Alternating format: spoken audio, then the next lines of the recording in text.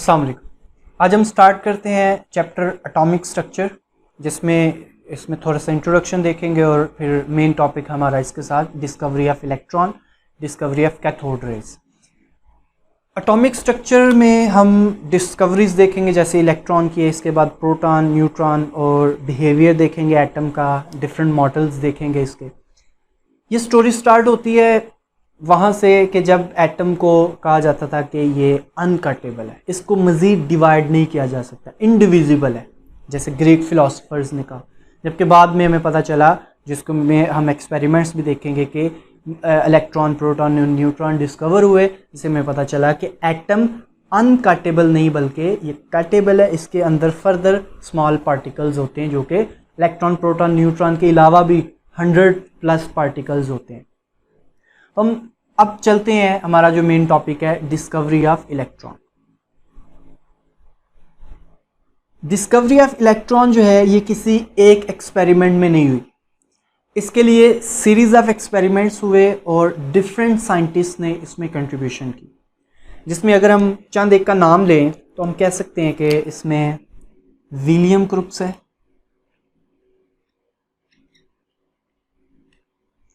इसके अलावा अगर हम देखें जे थॉमसन, इसके अलावा अगर आप देखें जे पैरन और स्टोने। अब इसमें अगर आप ये कहना चाहें कि किस साइंटिस्ट का क्या रोल है इसमें, तो आप कह सकते हैं कि ये जो डिस्कवरी ऑफ इलेक्ट्रॉन का जो एक्सपेरिमेंट था, जिसको हम बोलते हैं डिस्चार्ज ट्यूब एक्सपेरिमेंट, डिस्चार्ज, जिसको हम आगे देखते भी हैं, डिस्चार्ज ट्यूब एक्सपेरिमेंट। इस एक्सपेरिमेंट के थ्रू ये डिस्कवर हुआ। इसको स्टार्ट किया एक्सपेरिमेंट्स को विलियम क्रुक्स ने, जबकि जो मेन, जिसको हम कहते हैं कि मेन क्रेडिट जाता है इलेक्ट्रॉन की डिस्कवरी का, बहुत ज़्यादा रोल है वो जे थॉमसन का। और डिस्कवरी, हम जब भी आपसे पूछा जाए कि इलेक्ट्रॉन किसने डिस्कवर किया तो हम जे थॉमसन का नाम लेते हैं। इसने बहुत सी प्रॉपर्टीज़ को स्टडी किया, कैथोड, ये जो कैथोड रेज है, जो इलेक्ट्रॉन्स है, और स्टोने ने इनको नाम दिया। इलेक्ट्रॉन नाम जो दिया है वो स्टोने ने दिया है। तो इस तरह इन साइंटिस्ट ने डिफरेंट जो है वो कंट्रीब्यूशंस की, जिससे इलेक्ट्रॉन डिस्कवर हुआ। अब हम ये डिस्चार्ज ट्यूब एक्सपेरिमेंट देखते हैं कि ये किस तरह से परफॉर्म किया और किस तरह से ये कैथोड रेज डिस्कवर हुई। डिस्चार्ज ट्यूब एक्सपेरिमेंट जो है, इसके थ्रू इलेक्ट्रॉन डिस्कवर हुआ। हम देखते हैं पहले इसमें जो अपरेटस क्या होता है, फिर उसके बाद इसका प्रोसेस, वर्किंग इसकी देखते हैं। इसके अपरेटस में सबसे पहले हम कहते हैं कि इसमें कैथोड रे ट्यूब होती है, कैथोड रे ट्यूब। ये ग्लास की ट्यूब होती है, ग्लास ट्यूब होती है। इसको हम क्रुक्स ट्यूब भी कहते हैं। इसके अलावा जो इसमें है वो हमारे पास इलेक्ट्रोड्स हैं। इलेक्ट्रोड्स दो हैं, एक है कैथोड और दूसरा है एनोड। ये कैथोड है, कैथोड पे नेगेटिव चार्ज होता है, जबकि ये एनोड है, एनोड पे पॉजिटिव चार्ज होता है। इसके अलावा हमारे पास है high voltage battery, high voltage battery source, voltage source होगा हमारे पास। ये हमारे पास हाई वोल्टेज बैटरी है, जिसे हमें हाई वोल्टेज मिलेंगे। इसके अलावा हम इसके साथ एक वैक्यूम पंप अटैच करते हैं, वैक्यूम पंप, यहाँ पे ये वैक्यूम पंप है। और इसके अलावा इसमें अब फर्दर हम देखते हैं कि एक्सपेरिमेंट कैसे परफॉर्म करते हैं। क्या किया जाता है कि विलियम क्रुक्स ने सबसे पहले जो एक्सपेरिमेंट किया था, एक्चुअली वो गैसेस में से इलेक्ट्रिसिटी पास करवा रहा था, उसका एक्सपेरिमेंट कर रहा था, जिसको कि फर्दर जब देखा गया तो सीरीज ऑफ एक्सपेरिमेंट से पता चला कि इलेक्ट्रॉन डिस्कवर हुआ उससे। एक्सपेरिमेंट इस तरह परफॉर्म किया जाता है कि इस कैथोड रे ट्यूब में कोई गैस फिल की उसने, विलियम क्रुक्स ने। जब गैस फिल की तो ऑर्डिनरी प्रेशर पे उसने ये हाई वोल्टेज सोर्स दिया, तो 5000 प्रेशर क्या है, ऑर्डिनरी प्रेशर।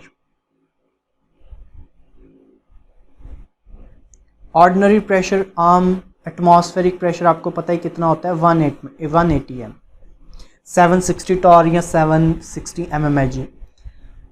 5000 वोल्ट्स उसने इसको करंट दी, तो उसने कोई भी इसमें करंट पास होती नहीं देखी, कोई उसने ग्लो नहीं देखा, नो ग्लो और फ्लोरिसेंस, कोई चमक या कोई ग्लो उसे नजर नहीं आया, फ्लोरिसेंस। इसके बाद क्या किया उसने कि इसका प्रेशर रिड्यूस किया।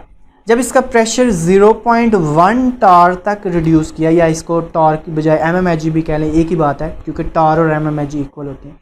जब प्रेशर को रिड्यूस करके 0.1 टार किया और उसने प्रेशर इसको वोल्ट्स दिए 10,000 वोल्ट्स।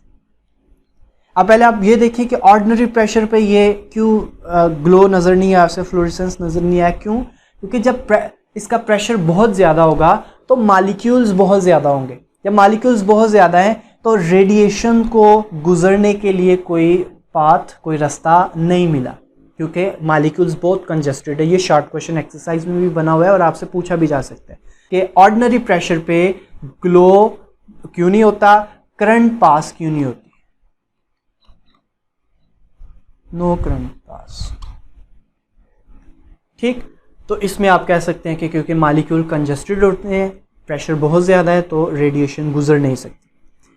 जब प्रेशर को लो किया जाता है, प्रेशर लो कैसे करेंगे, वैक्यूम पंप हमने इसी मकसद के लिए लगाया। वैक्यूम पंप के ज़रिए हम गैस कम करेंगे। प्रेशर, हम एक्सटर्नल प्रेशर की बात नहीं कर रहे, हम गैस के अंदर के इंटरनल प्रेशर जो गैस का, उसकी बात कर रहे हैं। गैस कम कर देंगे तो उसका प्रेशर खुद ही रिड्यूस हो जाएगा। तो क्या देखा, जब 0.1 टार प्रेशर किया और 5000 से 10,000 वोल्ट्स इसको प्रोवाइड किए, तो देखा कि ग्लो प्रोड्यूस हुआ। अब आपको ये बात भी यहाँ पे पता होनी चाहिए कि कितने वोल्ट्स प्रोवाइड करने हैं, वो किस चीज़ पे डिपेंड करता है, वो दो चीज़ों पे डिपेंड करता है। वो डिपेंड करता है कि लेंथ ऑफ ट्यूब कितनी है, और दूसरी बात कि प्रेशर कितना है, प्रेशर इनसाइड। इसके मुताबिक, लेंथ ऑफ ट्यूब और प्रेशर के मुताबिक हम वोल्ट्स, जितने वोल्ट्स हमें बैटरी से इसको करंट देनी हो उतने वोल्ट्स हम इसको प्रोवाइड करते हैं। जब 0.1 टार पर 5000 से 10,000 वोल्ट्स करंट प्रोवाइड किया इसको, तो देखा कि ग्लो अपीयर हुआ, ग्लो नजर आया। ग्लो कहते हैं दमकना किसी चीज़ का, तो ये रोशन हो गई ट्यूब। लेकिन जब देखा गया कि इसका रेडिएशन, इसका जो प्रेशर है वो फर्दर रिड्यूस किया गया, 0.01 टॉर या इससे भी मज़ीद कम जब हमने कर दिया, तो देखा गया कि ग्लो डिसअपीयर हो गया। जो रोशनी नज़र आ रही थी, जैसे कि एक बल्ब रोशन होता है, ये पहले उस तरह रोशन था, लेकिन जब प्रेशर को रिड्यूस किया तो बिल्कुल रोशनी ख़त्म हो गई और बिल्कुल अंधेरा हो गया। उसके बाद देखा गया कि जब इसमें बिल्कुल डार्कनेस हो गई, अंधेरा हो गया, तो इसको मज़ीद जब इंक्रीज़ किया वोल्ट्स को, तो देखा गया कि कुछ रेडिएशन गुजरी। अब रेडिएशन तो नज़र तो नहीं आती, हमें कैसे पता चला, एक्चुअली जब वो ग्लास से टकराई ना, तो यहाँ पे फ्लोरिसेंस प्रोड्यूस हुई, चमक पैदा हुई, फ्लोरिसेंस प्रोड्यूस हुई, जिससे हमें पता चला कि कुछ चीज़ यहाँ से प्रोड्यूस हुई है जो कि आके यहाँ पे ग्लास को टकराई है। जो कि ये जो फ्लोरिसेंस है ये ग्रीन कलर का होता है, क्योंकि ये ग्लास की बनी है। जब भी ये रेडिएशन ग्लास को टकराती है तो ये ग्रीन कलर के प्रोड्यूस होते हैं। जब इसको फर्दर स्टडी किया जे थॉमसन ने और डिफरेंट साइंटिस्ट ने, तो जे थॉमसन ने इसके ये कहा कि एक्चुअली ये जो रेडिएशंस हैं ये नेगेटिवली चार्ज्ड है। नेगेटिवली चार्ज रेडिएशन का नाम जो है वो विलियम क्रुक्स ने भी इसका जिक्र किया था, लेकिन ये बात साबित की जे थॉमसन ने कि ये जो नेगेटिवली चार्ज पार्टिकल्स हैं, रेज हैं, नेगेटिवली चार्ज्ड रेज हैं ये इलेक्ट्रॉन्स हैं। ये बाद में जे थॉमसन ने इसको जो है वो प्रूव किया था। तो इस तरह से क्या हुआ कि इन रेडिएशंस को जब स्टडी किया गया तो हमें पता चला कि ये इलेक्ट्रॉन्स हैं। इन रेडिएशंस को कैथोड रेज का नाम दिया गया। दीज आर कैथोड रेज, क्योंकि उनका मानना ये था कि ये जो रेडिएशंस हैं ये कैथोड से प्रोड्यूस हुई हैं, तो इसको नाम दे दिया गया कैथोड रेज का। जो कि बाद में पता चला, इसकी रीज़न भी पता चली कि एक्चुअली ये कैथोड रेज कैसे आती हैं, उसकी एंड पे मैं थोड़ी सी बात भी करूँगा। इस कैथोड रेज को स्टोने ने नाम दिया, जो कि हमने स्टार्ट में बात की थी कि उसका भी इसमें एक कंट्रीब्यूशन है। स्टोने ने इन कैथोड रेज को इलेक्ट्रॉन का नाम दे दिया, जो कि जे थॉमसन ने इसको इस बात को प्रूव किया था। अब हम बात करते हैं कि ये जो रेडिएशंस है, जो कैथोड रेज हैं, ये प्रोड्यूस कैसे हैं। इसमें मैंने स्टार्ट में जैसे कहा था कि हम इसमें गैस फिल करते हैं, तो मैं कुछ मालिक्यूल्स बना लेता हूँ। वो मालिक्यूल्स कैसे होंगे, अगर मैं चंद एक बना लूँ, उसको बड़ा करके बना लेते हैं। जैसे ये गैस मालिक्यूल है और ये एक कोई और गैस मालिक्यूल है। वैसे तो बहुत ज़्यादा होंगे, लेकिन मैं जस्ट आपको समझाने के लिए यहाँ पे 2 मालिक्यूल्स बनाए। ऑर्डिनरी प्रेशर पे बहुत ज़्यादा मालिक्यूल्स होते हैं तो करंट पास नहीं होती, कोई रेडिएशन, कोई फ्लोरेसेंस नज़र नहीं आता। जब प्रेशर कम करते हैं तो फ्लोरेसेंस नज़र आता है हमें। अब ये रेडिएशन कहाँ से है, जब इसको बैटरी से जोड़ते हैं तो यहाँ से निकलते इलेक्ट्रॉन्स। ये इलेक्ट्रॉन्स क्योंकि यहाँ पे नेगेटिव चार्ज है और यहाँ पे पॉजिटिव चार्ज, ये इलेक्ट्रॉन पे नेगेटिव चार्ज होता है तो ये एनोड की तरफ मूव करेगा, एनोड की तरफ भागेगा। ये जब ये इसकी तरफ मूव कर रहा होता है तो रास्ते में, इसके रास्ते में क्या होगा, मालिक्यूल्स है। ये क्या करेगा, ये इन मालिक्यूल्स के जो इलेक्ट्रॉन्स है उससे ये टकराएगा और इनको क्या कर देगा, नॉकआउट कर देगा। इस तरह क्या होता है कि ये रेडिएशन, ये इलेक्ट्रॉन्स जो हैं जब ये मूव करते हैं तो ये रेज बनते हैं और ये इस तरह इसकी तरफ मूव करते हैं। और ये फ्लोरेसेंस कैसे नज़र आता है, जब ये इस ग्लास को टकराते हैं तो वहाँ से फ्लोरेसेंस हमें नज़र आता है, चमक नज़र आती है, जिसको बाद में कहा गया कि ये कैथोड रेज है, जिनको के इलेक्ट्रॉन्स कहा गया। तो इस तरह से ये रेडिएशंस प्रोड्यूस होती हैं। तो ये हमने देखा कि इलेक्ट्रॉन कैसे डिस्कवर हुआ। अगर आपका कोई क्वेश्चन है तो वो आप पूछ सकते हैं। अल्लाह हाफिज़।